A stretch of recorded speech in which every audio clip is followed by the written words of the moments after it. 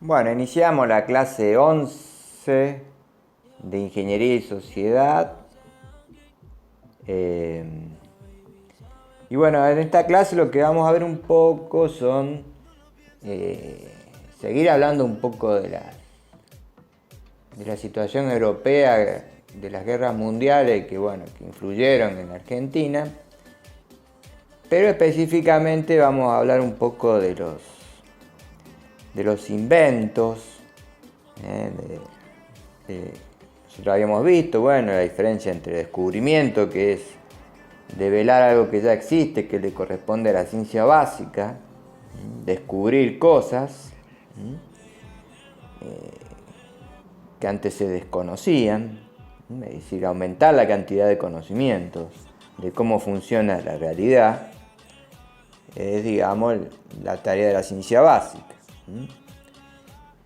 Mientras que los inventos, que sería crear algo nuevo, le corresponde a la ciencia aplicada, que busca los conocimientos para mejorar la calidad de vida de la gente, o por lo menos para transformar la realidad. ¿Sí? La creación significa poder inventar un proceso, un artefacto, un procedimiento que transforme la realidad. Antes la definición era mejorar la calidad de vida, pero todo lo que es la industria armamentista evidentemente transforma la realidad, pero no mejora la calidad de vida de la gente. Entonces las invenciones en este campo no sirven a la humanidad, digamos, para hacerla progresar, sino todo lo contrario. Una invención para fines bélicos después puede ser utilizada para fines pacíficos, ¿no? La energía nuclear, ¿no es cierto?, es el ejemplo más evidente. Las primeras aplicaciones de esta energía, que era ciencia básica, pasa a ser ciencia aplicada cuando se desarrolla la bomba atómica, ¿no es cierto?, consecuencia de la Segunda Guerra Mundial. Ya vamos a hablar más adelante un poco de la bomba atómica. Lo que queremos hablar ahora es, digamos, de la Argentina precisamente,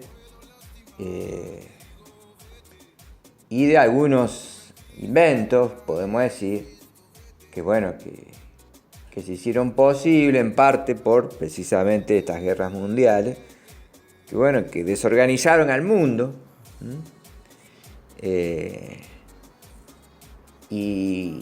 Mucha gente tuvo que escapar de esos países destruidos por la guerra. Recuerden que en la Segunda Guerra Mundial, más o menos entre 50 y 60 millones de personas fallecieron, digamos. Mala destrucción de países enteros, digamos, ¿no? Toda Europa quedó prácticamente un montón de cascotes por los bombardeos de las ciudades.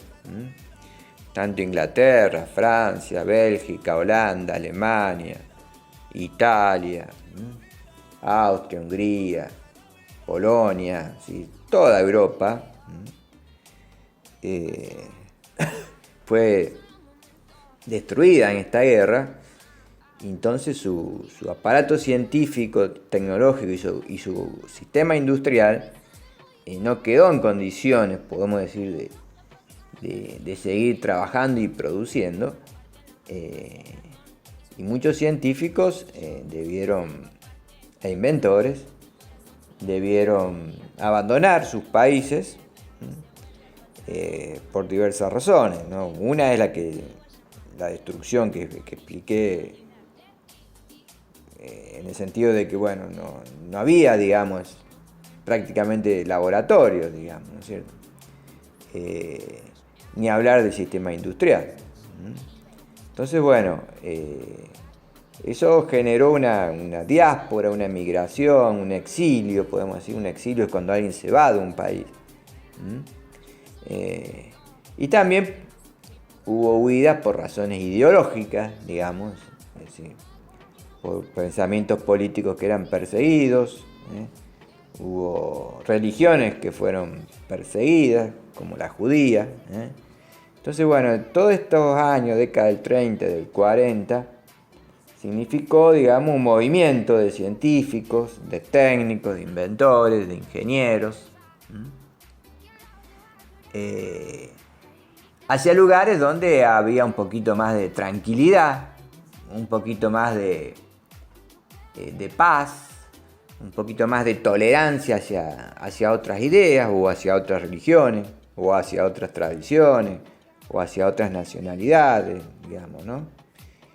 Y bueno, la Argentina tradicionalmente fue un país, digamos, como dice en la Constitución, en la Argentina son bienvenidos todos aquellos hombres de buena voluntad que quieran habitar el suelo argentino. Eso está escrito en la Constitución.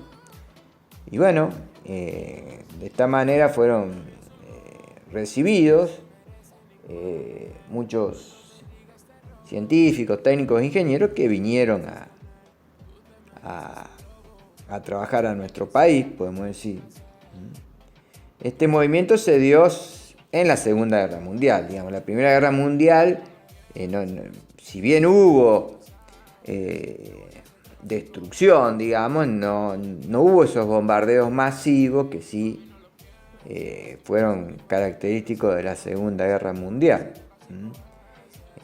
La Primera Guerra Mundial todavía fue una guerra clásica, digamos, donde los ejércitos peleaban y el derrotado, digamos, perdía la guerra, pero no había esa destrucción masiva de las ciudades,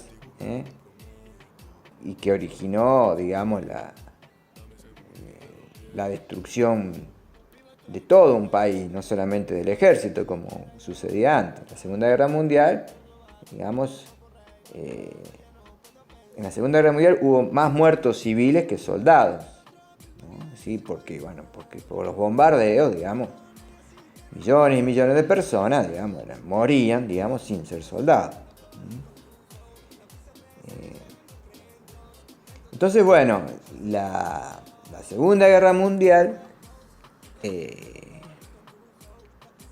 impulsó la llegada a nuestro país de científicos, de inventores. De hecho, en la Argentina, el Día del Inventor es este mes, el 29 de septiembre, el Día del Inventor, por el nacimiento de Ladislao Biro, que fue un húngaro que bueno, tuvo que escapar de Europa, de Hungría, porque él tenía una religión que era la judía. Que bueno, los nazis, habrán visto ustedes alguna película alguna vez, los nazis, los alemanes, que en general conquistaron toda Europa en la Segunda Guerra Mundial durante unos años, también Hungría, así que bueno, él y su hermano y su socio, Meiner se llamaba el socio, los tres se vinieron aquí, en la década del 40, se vinieron a la Argentina.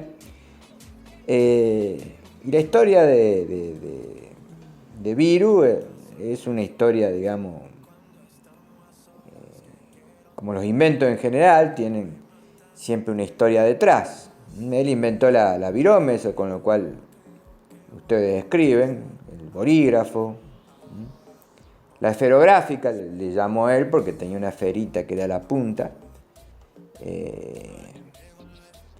Y él la inventó estando en Hungría, porque él era periodista. Y antes se usaba la lapicera a fuente, con un cartucho y una pluma. Esa tinta era una tinta molesta porque tardaba en secar. Para un periodista que hace una nota era un engorro, digamos, tener que escribir con esa lapicera. Él, para colmo, era zurdo y como tardaba en secar,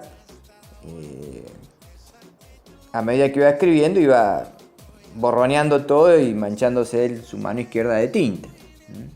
Porque nosotros escribimos de izquierda hacia derecha. Y bueno, él entonces inventó esto de una esfera que gira, ensuciándose, podemos decir, de tinta y va dejando el rastro en el papel. Dice la leyenda que este invento se le ocurrió, digamos, viendo unos niños que jugaban a las bolitas, y bueno, cuando una bolita pasaba un charco, seguía su curso y dejaba la marca de agua, digamos, en el suelo, y ahí se le prendió la lamparita, podemos decir, y lo aplicó. Bueno, él patentó en 1938, patentó esto allá en Europa, pero no tuvo mayores resultados. Después vino la persecución, se vino a la Argentina, y bueno, en la Argentina montó un taller, y bueno, la patentó en 1943 aquí en nuestro país, con el nombre de Virome. Viro era su apellido y su socio era Meiner, entonces le pusieron Virome. Y bueno, luego él vendió las licencias, él las fabricó aquí. Y bueno, después le vendió las licencias a Estados Unidos y la vendió a Vic, la empresa Vic en Francia. Y la empresa Vic la hizo barata, popular, y bueno, aquí tenemos un fenómeno que se da, que es la difusión de un producto, ¿no?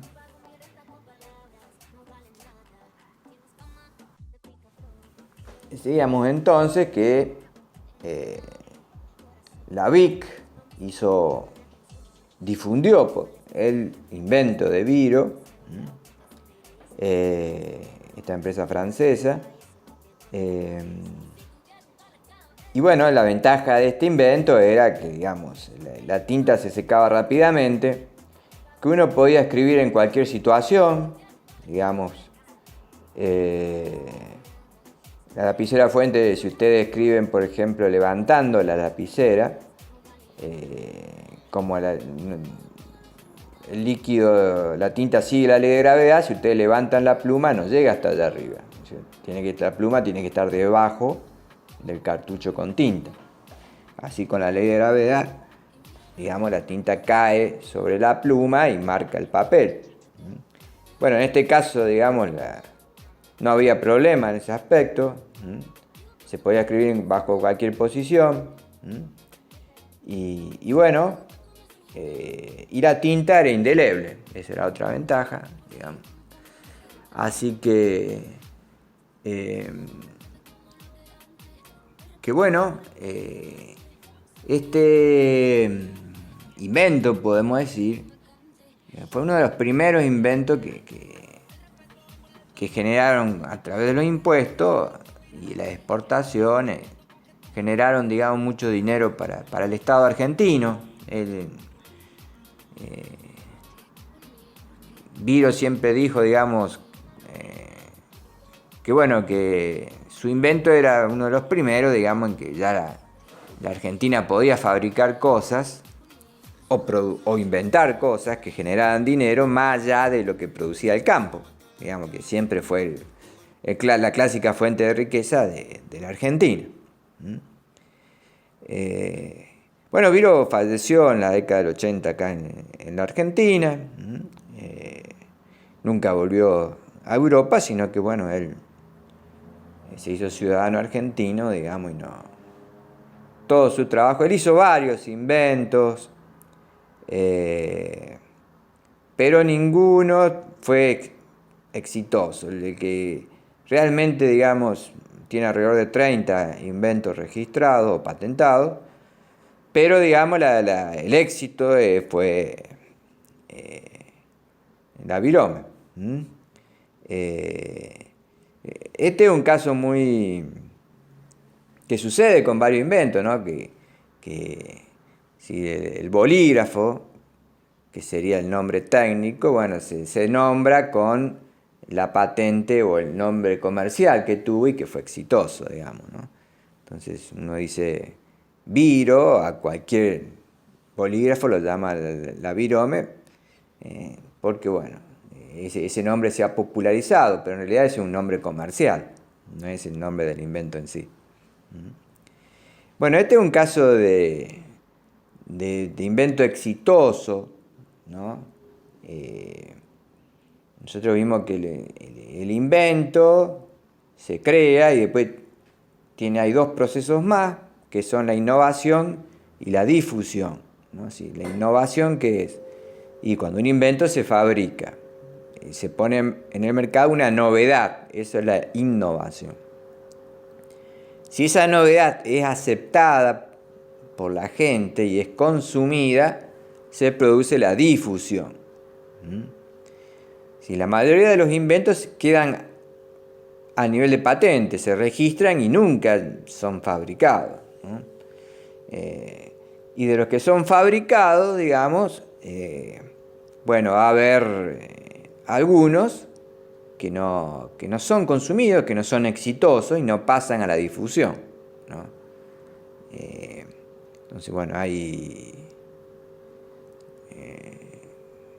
artefactos que han sido fabricados, pero no han sido exitosos.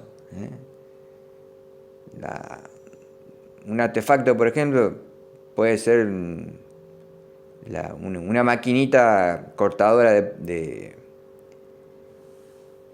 las pelusas que se forman en la lana. En la ropa de lana se suelen formar pelusas, pequeñas bolitas. Bueno, uno le pasaba ese artefacto y lo cortaba, digamos.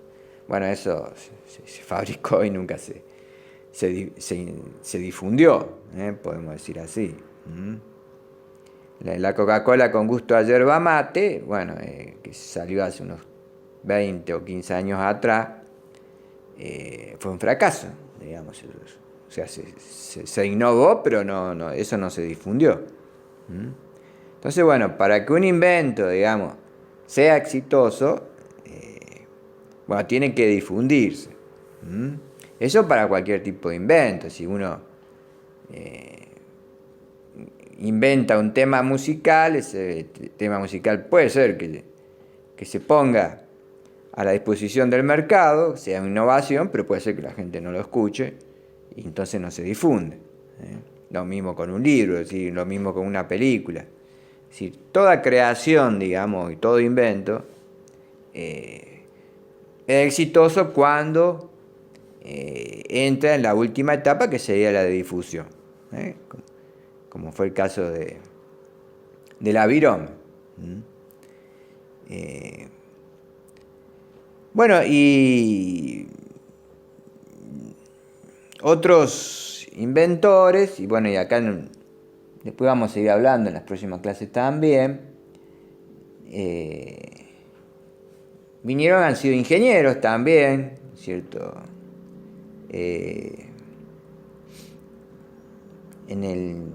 Muchos vinieron acá a Córdoba,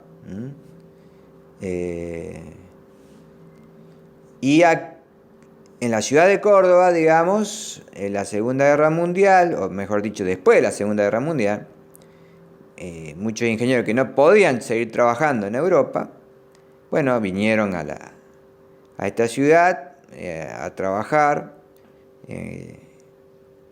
y aquí trabajaron en lo que era la fábrica militar de aviones, que todavía existe, que se llama FADEA, Fábrica de Aviones actualmente, y es de uso militar y civil actualmente. O sea, produce aviones para uso bélico, para uso civil, pero en un momento era una fábrica de aviones exclusivamente de uso militar, por eso se llamaba Fábrica Militar de Aviones. Bueno, vamos a hablar en estos momentos un poco de lo que fue esa fábrica en Córdoba, porque en esta fábrica podemos decir fue la primera fábrica importante que tuvo la Argentina. Nosotros vimos, digamos, que hablamos de los frigoríficos, ¿no es cierto?, a principios del siglo, fines del siglo XIX, principios del siglo XX, de la industria transformadora de materias primas, básicamente, que tenía que ver básicamente con el agro. La fábrica de aviones rompe un poco con esta tradición y, bueno, la idea es empezar a fabricar objetos tecnológicamente sofisticado como era un avión, o como es un avión, lo cual necesita mucha ciencia básica y mucha ciencia aplicada para poder desarrollar los prototipos y luego ya entrar en la producción en serie de aviones. La fábrica militar de aviones, que vamos a hacer un poquito la historia ahora, se crea en 1927, en una época, digamos, donde la crisis económica mundial, que es del año 29, todavía no había llegado, y por lo tanto la Argentina seguía siendo un país rico gracias a sus cereales y sus carnes. Y bueno, y el gobierno aprovecha, digamos, un poco esa bonanza económica y decide crear esta fábrica. La fábrica de aviones es obra de un ingeniero aeronáutico que fue Francisco de Arteaga, que era un ingeniero militar, él, que en la Primera Guerra Mundial, que es cuando se desarrolla la aviación, si bien el avión había sido ya creado en la Primera Guerra Mundial, bueno, aparece el avión tal como lo conocemos ahora. Y bueno, él se fascina, podemos decir, con esta nueva tecnología y decide irse a estudiar ingeniería aeronáutica, que era una carrera que, bueno, no existía en nuestro país. Ahora, por ejemplo, en la Universidad Nacional de Córdoba se puede estudiar ingeniería aeronáutica, también en el Instituto Aeronáutico, pero bueno, el avión era algo tan nuevo que todavía no existía esa carrera. Y bueno, entonces de Arteaga decide irse a Francia, a París, a estudiar ingeniería aeronáutica. Y todo lo considera un loco, podemos decir, porque él se va en 1916 a París y en plena Primera Guerra Mundial, donde París era bombardeada por los alemanes, digamos. Pero bueno, él se va a estudiar ingeniería aeronáutica, se recibe. Ahí en Francia conoce al embajador argentino, que era Marcelo T. de Alvear, y se hacen amigos. Y bueno, cuando Marcelo T. de Alvear es presidente, y de Arteaga ya vuelve a nuestro país con su título, digamos, bueno, empiezan a pensar en fundar una fábrica, y finalmente abren la fábrica de aviones en Córdoba. Se elige Córdoba porque era una fábrica muy importante, que producía, digamos, bienes de uso militar, que eran los aviones, que eran muy importantes en una guerra. Entonces, bueno, eligen la ciudad de Córdoba porque es una ciudad alejada de Buenos Aires. Y bueno, Buenos Aires es una ciudad marítima y estaba muy cerca de cualquier bombardeo en caso de guerra a través de barcos. Entonces, bueno, eligieron Córdoba, que tenía una ubicación estratégica en el centro del país. Y eso fue una decisión muy importante porque, en cierta forma, la producción industrial de Córdoba nace un poco con esta fábrica militar de aviones, digamos, ¿no? Se crea en 1927 y bueno, empezó a necesitar operarios, técnicos, y bueno, y no había ingeniero aeronáutico, había uno solo, que era de Arteaga, así que no había, digamos, los conocimientos de ciencia básica necesarios como para diseñar un avión. Entonces, bueno, se usó la copia, es decir, se compraban las patentes de aviones ya registrados, ¿cierto? Y bueno, y de hecho el primer avión que se fabrica es el Gloster Meteor, un avión, digamos, de la empresa Gloster de Inglaterra, ¿no es cierto? Un avión biplano, en esa época se usaban los aviones todavía a dos alas superpuestas, digamos, y bueno, de madera, la construcción. Y bueno, copiaron esa patente la copiaron, pagaron los cánones y los derechos, y bueno, fue el primer avión, digamos, fabricado, pero digamos ya al año de estar instalada la fábrica, ya estaba trabajando, diseñando aviones, ¿no es cierto? Es decir, si uno no lo sabe hacer, lo primero que hay que hacer es copiarlo y ir generando la experiencia necesaria para más adelante poder, digamos, seguir avanzando ya con más conocimiento y posiblemente empezar a diseñar aviones nacionales, digamos, aviones propios, que no sean una copia de otros, digamos, ¿no? De esta manera, ya en la década del 30 aparecen, ¿no es cierto?, algunos aviones, pero como son ensayos, podemos decir, se fabrican prototipos, es decir, se fabrican a nivel de pruebas, podemos decir, pero sin entrar a nivel de producción en serie, pero sí como prueba ya se empiezan a fabricar aviones nacionales. El primer avión, por ejemplo, que une en un vuelo Córdoba con Buenos Aires es un avión argentino fabricado, digamos, en la fábrica militar de aviones, que bueno, era un prototipo, digamos, y se lo probaba de esa manera. Lamentablemente por crisis y demás, ninguno de estos aviones se llegó a fabricar en serie, es decir, a producirse en gran cantidad.